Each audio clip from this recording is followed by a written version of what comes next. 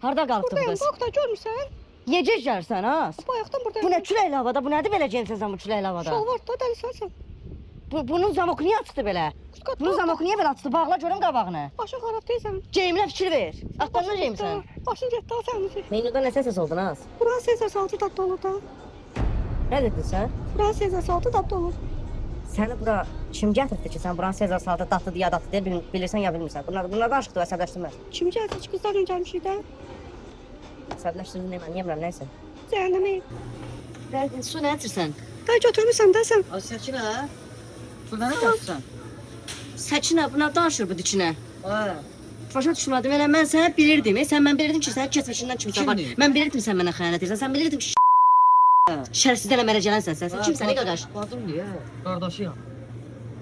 Sen saçmaz idin ey, canan sen saçtırdın.